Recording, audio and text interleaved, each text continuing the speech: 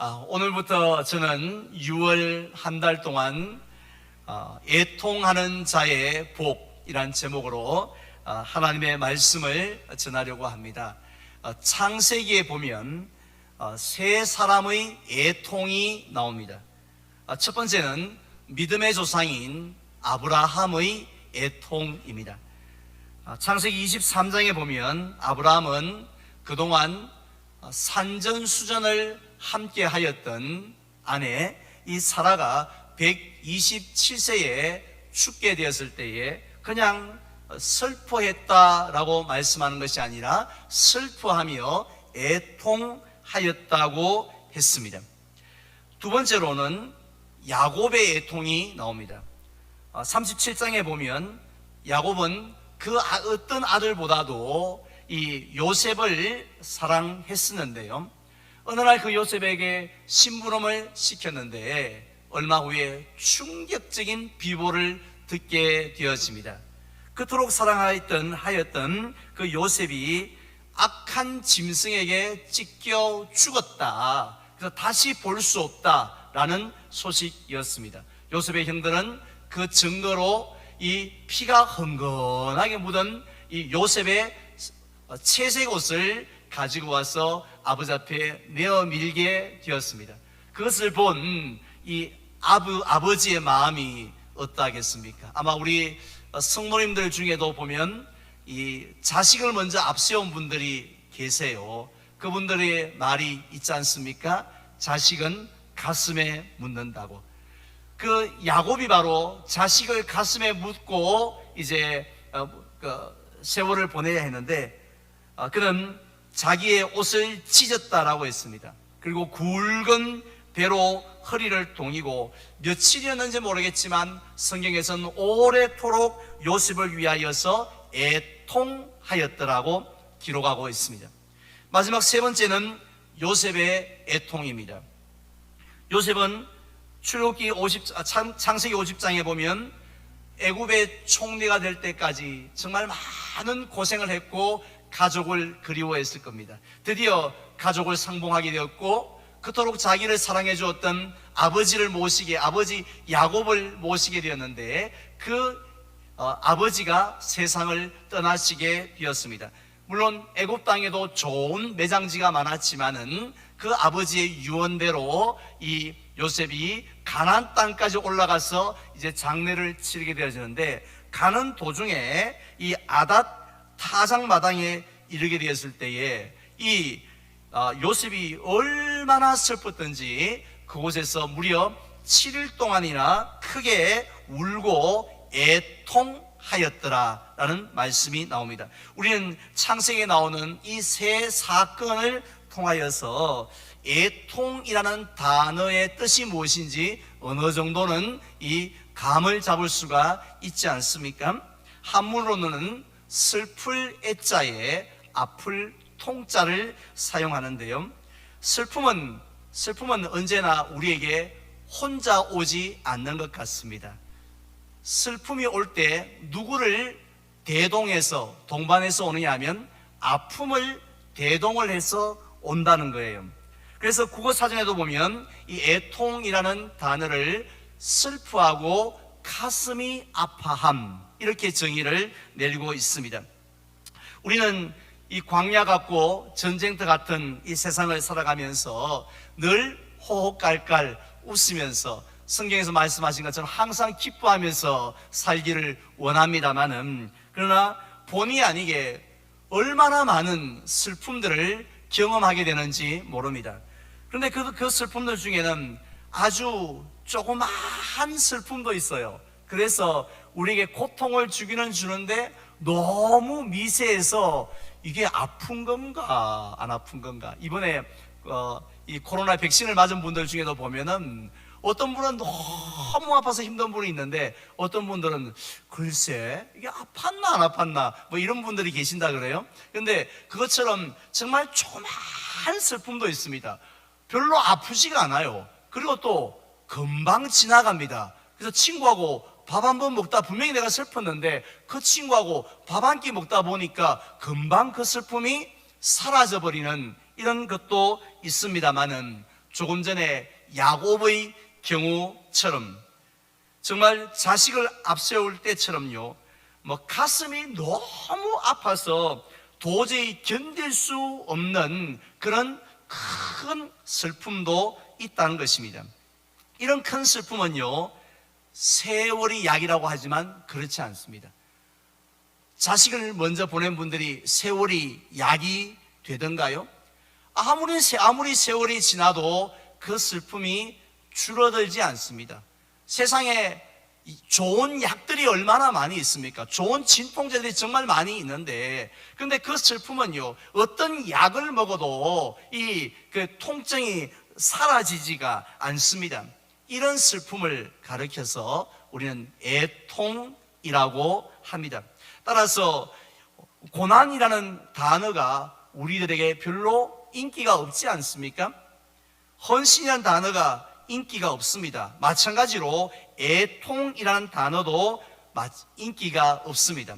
애통이라는 단어를 좋아한다고 말하고 그리워하는 사람은 아무도 없습니다. 지금 애통이 나에게 있다라면 빨리 이 애통이 지나가기를 원하죠. 하루라도 빨리 지나가기를 원합니다.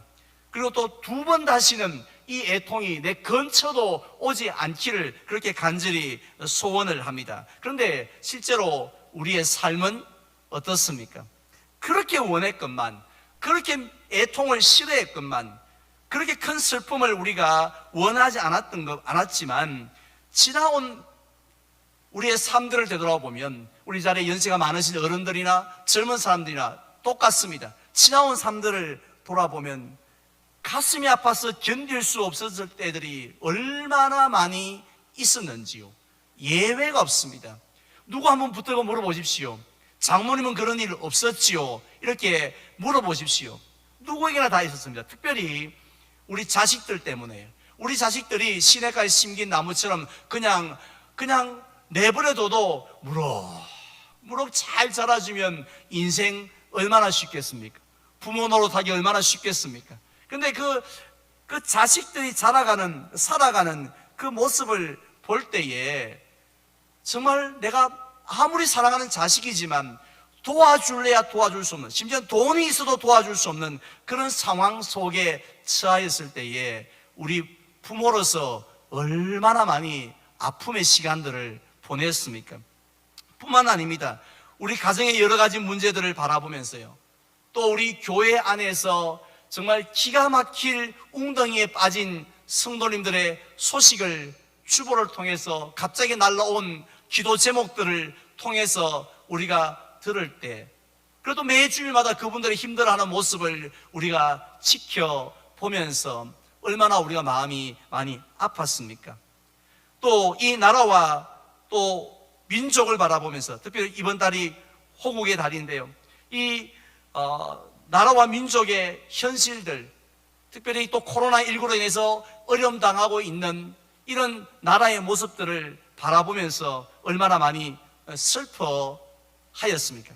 특별히, 그리고 또 우리가 믿었던 사람에게, 그토록 믿었던 사람에게 배신을 당하였을 때, 그리고 우리의 모든 수고들이 한순간에 물거품이 되었을 때 또 얼마나 아팠습니까?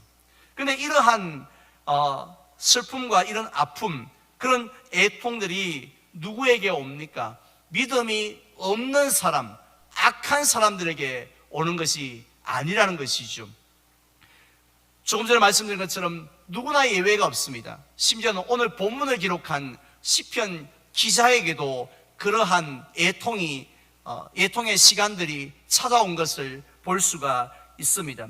오늘 표제에 보면 오늘 본문을 기록한 시편 기자는 아삽이라고 기록되어 있습니다만은 성경학자들은 이 아삽이 기록했는지 아니면 아삽의 여러 자손들 중에 한 명이 기록을 했는지를 정확하게 알 수가 없다라고 하고, 또 정확하게 어떤 상황 속에서 기록했는지도 잘 모른다고 합니다. 하지만 먼저 1절을 보면 그는 무려 2번씩이나 반복하는 단어가 있습니다.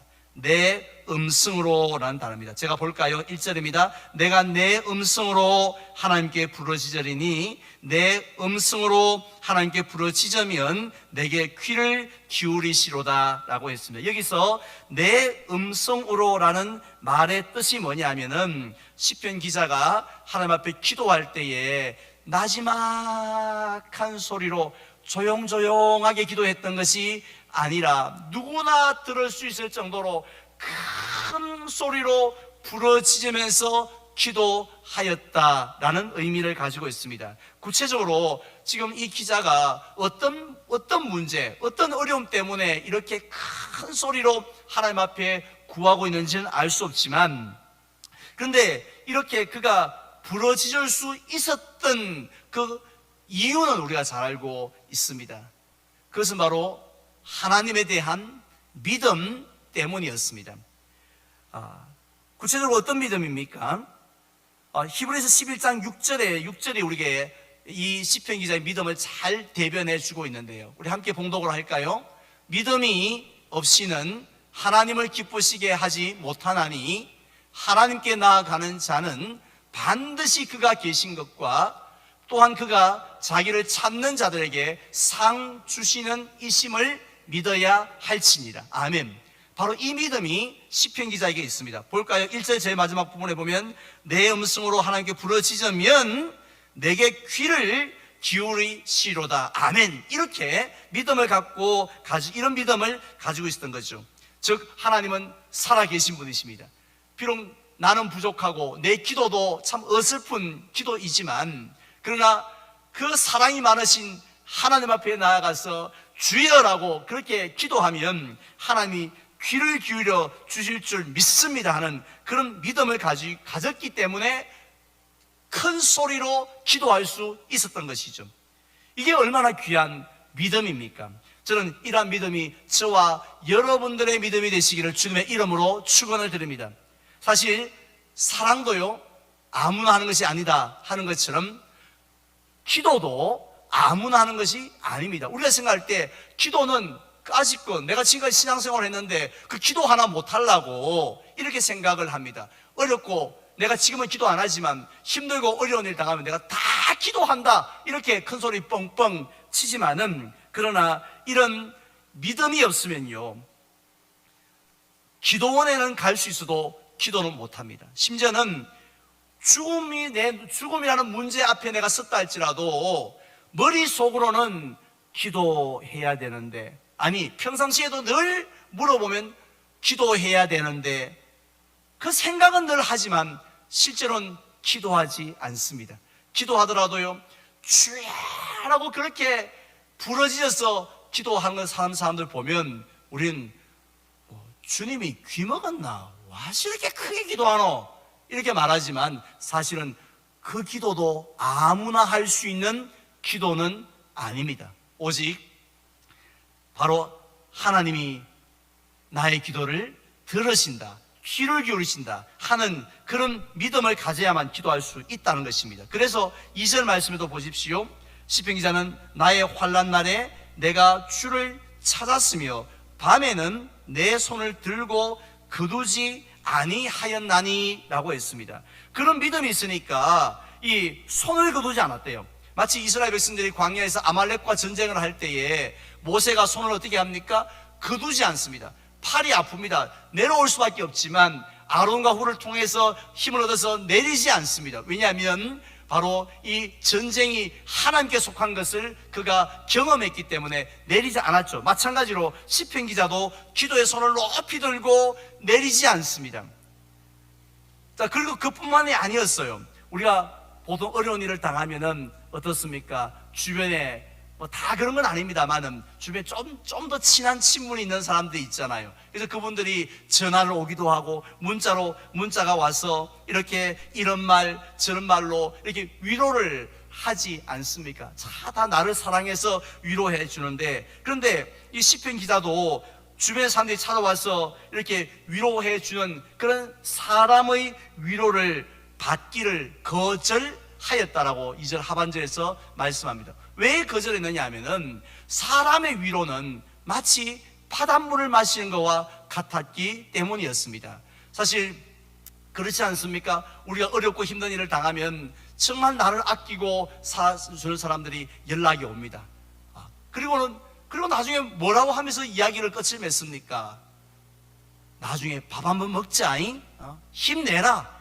밥 한번 먹자라는 거 외에.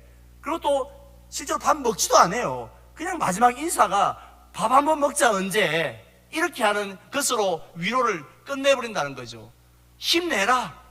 내 기도할게. 그거 외에는 더 이상 어떤 위로가 없다는 거죠. 그러니까 사람의 위로는요, 얼마나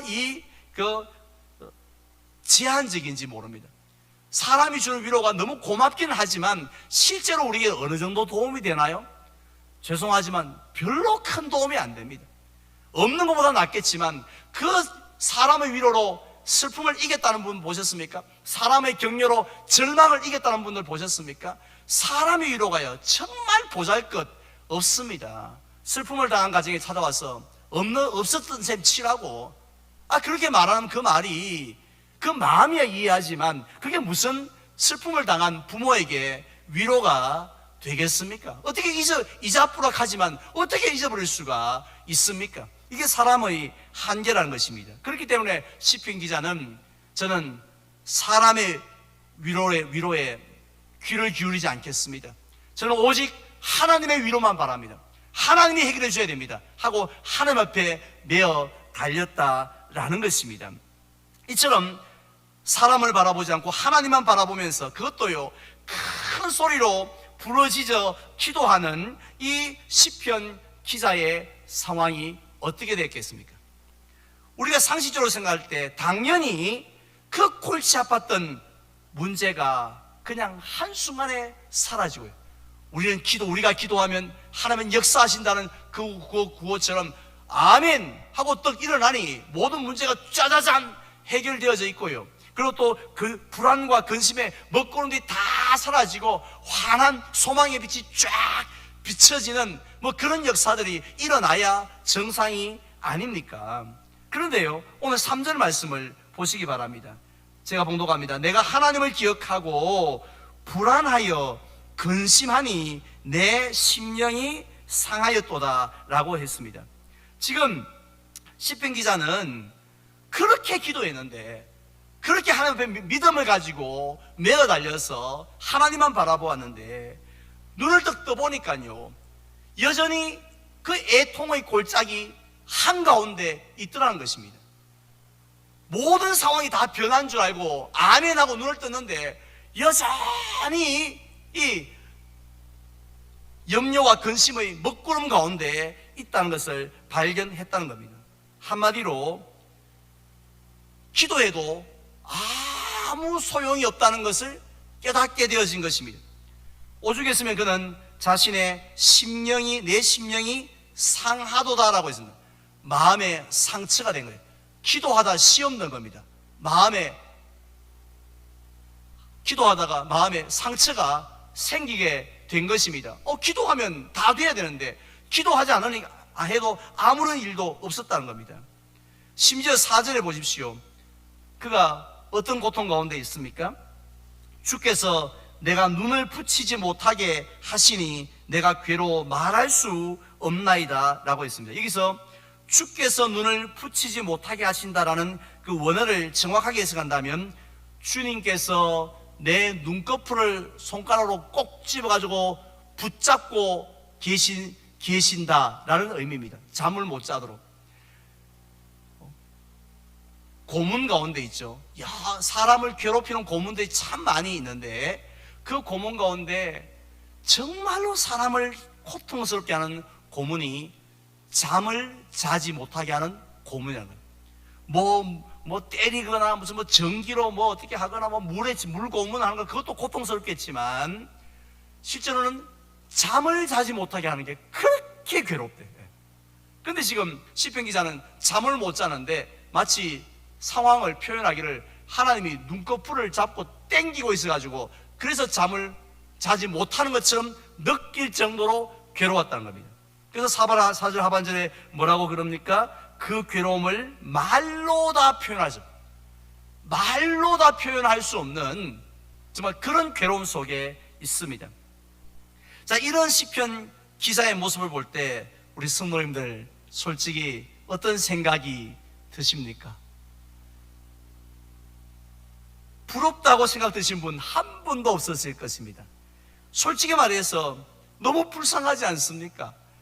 그렇게 열심히 기도했고 그렇게 열심히 하나님을 의지했는데 지금 결과가 이런 여전히 애통의 꼴짝이 있는 것을 볼 때 정말 불쌍하다는 생각이 들고, 한편으로는 나는 예수 믿어도 이래 안 믿어야지 이런 생각 들지 않습니까?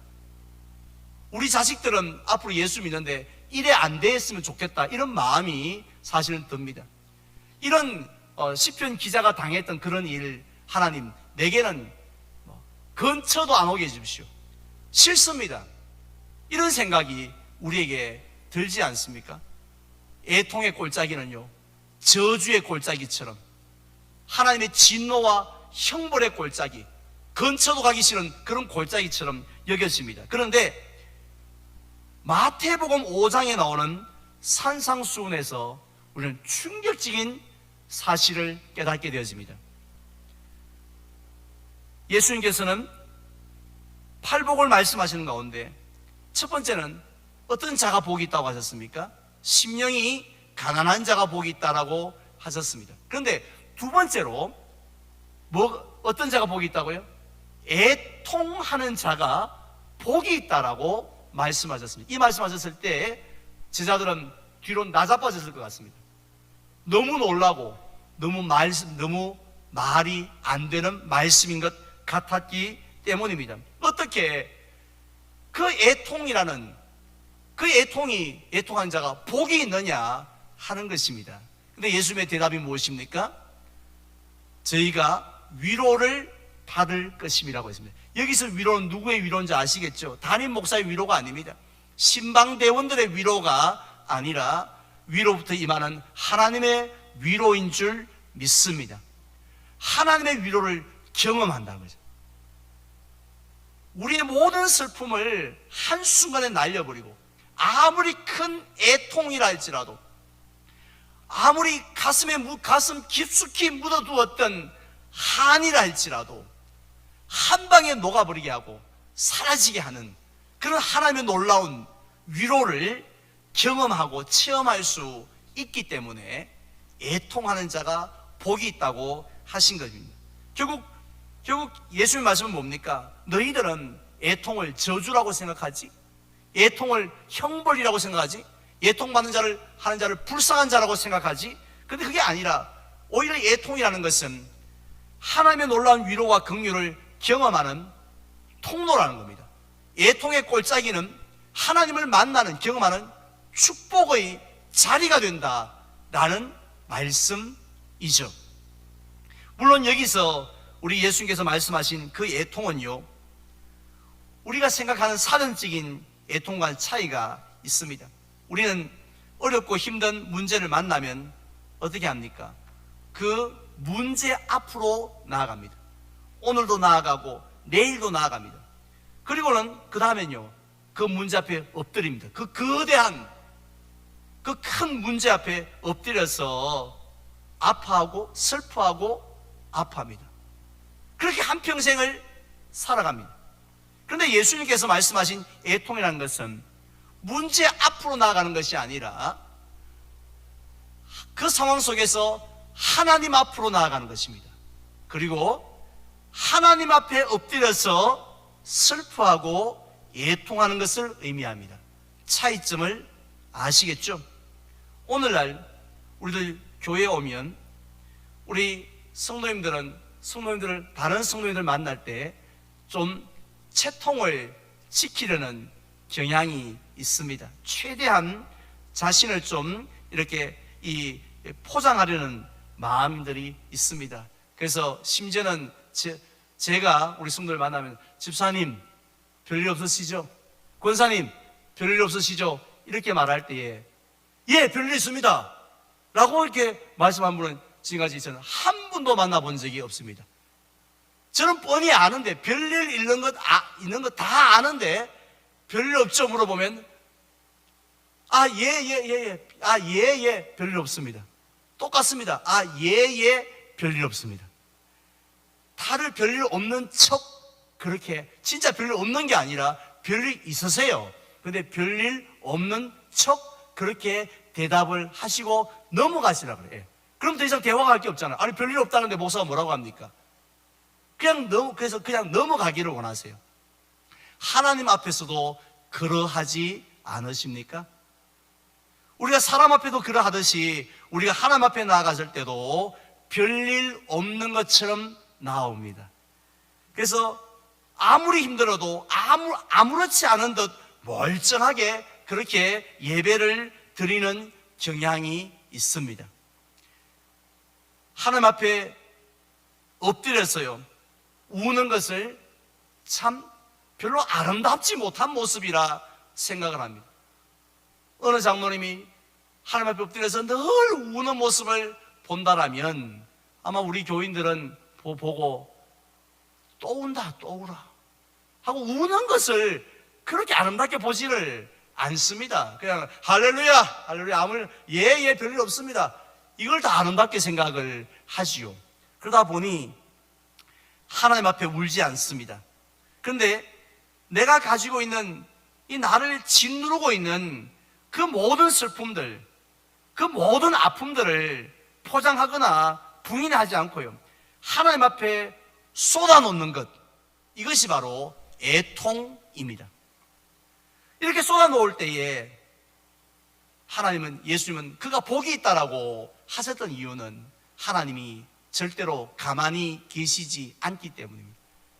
아니, 우리 세상에 어느 부모가 엄마 아빠 예 별일 없어요 하는 것이 아니라 엄마 내가 너무 힘들어요, 아버지 내가 지금 너무 가슴이 아픕니다, 이렇게 말할 때 아 그렇나, 이렇게 말할 부모가 되겠습니까? 세상에 악한 부모라도 그렇게 하지 않는다면 하나님께서는 우리가 하나님 앞에 그 슬픔, 그 큰 아픔을 내어놓을 때 하나님은 불쌍히 여기십니다. 히스기야 왕이 그랬지 않습니까? 그는 병들어 죽게 되었을 때에 하나님 앞에 나아가서 죽음 앞이 아니라 하나님 앞에 나가서 애통합니다. 그래서 하나님은 그 눈물을 보셨다라고 하셨지 않습니까? 오늘 본문을 기록한 시편 기자도 예외가 아니었습니다. 그는 하나님 앞에 지금 어떻게 기도합니까? 7절 이하에 보면요,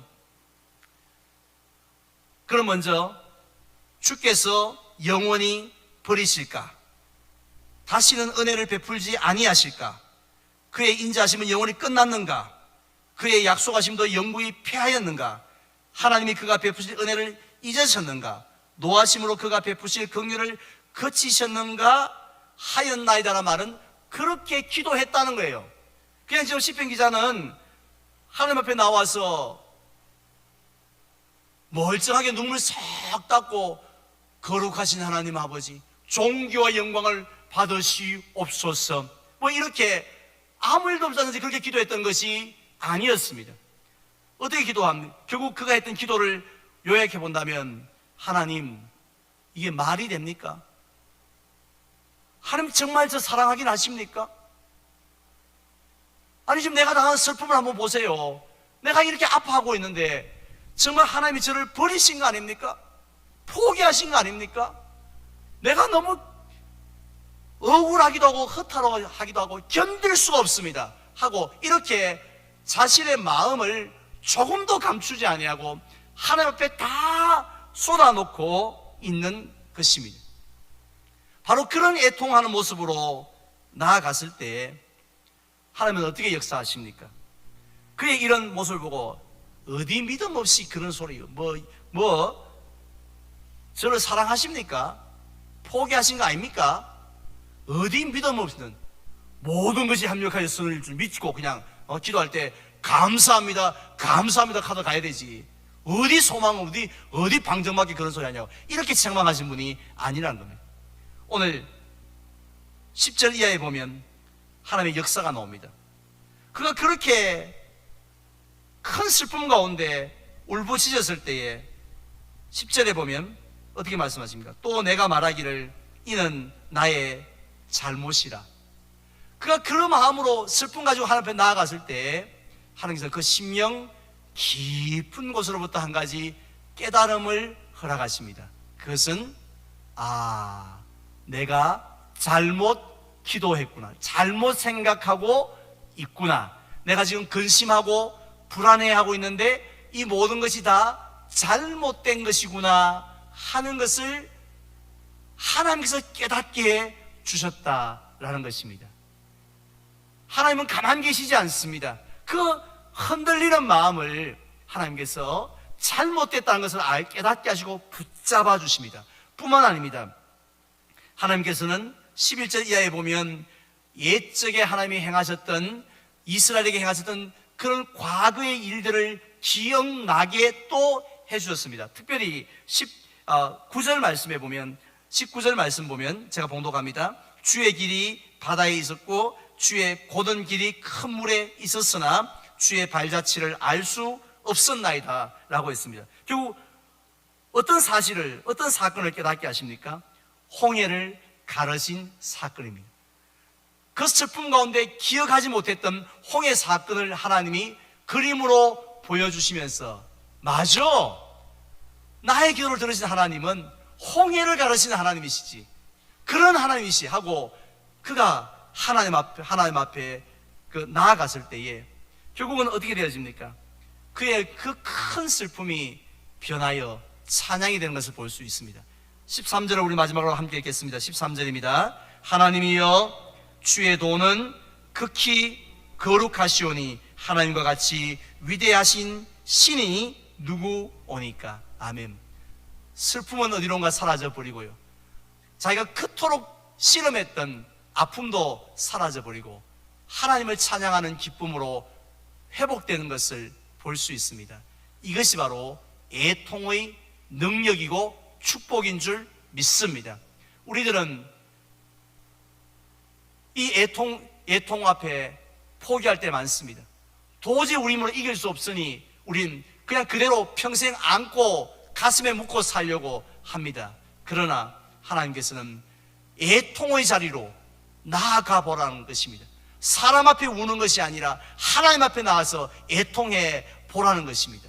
그래야 할 때에 그 모든 슬픔들이 녹아지는 줄 믿습니다. 아픔들이 치유되어지는 줄로 믿습니다. 이제 저는 말씀을 맺고자 합니다. 사람은 누구나 슬픔을 싫어합니다. 특별히 가슴이 아파서 견딜 수 없을 정도로 아픔을 주는 애통을 좋아하는 사람은 아무도 없습니다. 그런데 그럼에도 불구하고 대부분의 사람들은 평생을 눈물의 골짜기에서 살아갑니다. 흔히 정말 한을 품고 살아갑니다. 죽을 때까지 그 슬픔의 골짜기에 갇혀서 살아갑니다. 그런데 하나님께서는 우리가 어떻게 하면 그 골짜기를 벗어날 수 있다고 하셨습니까? 문제 앞이 아니라 하나님 앞에 나가서 애통하는 것입니다. 그래서 내 모든 상식적으로 이해가 되어지지 않지만 어떻게 하나님의 자녀인 기도하는 나에게 이런 일이 있을 수 있을까 싶지만, 그러나 하나님 앞에 모든 것들을 다 그 아픔, 그 슬픔을 내려놓기만 하면 하나님은 우리에게 놀라운 위로와 소망을 주실 줄 믿습니다. 혹시 우리 성도님들 지금 애통의 골짜기 한가운데 있습니까? 아니 지금 수십 년째 그곳에 머물러 계신 분이 있습니까? 그렇다면 낙심하지 마십시오. 그 자리는 저주의 자리가 아니라 형벌의 자리가 아니라 은혜의 자리인 줄 믿습니다.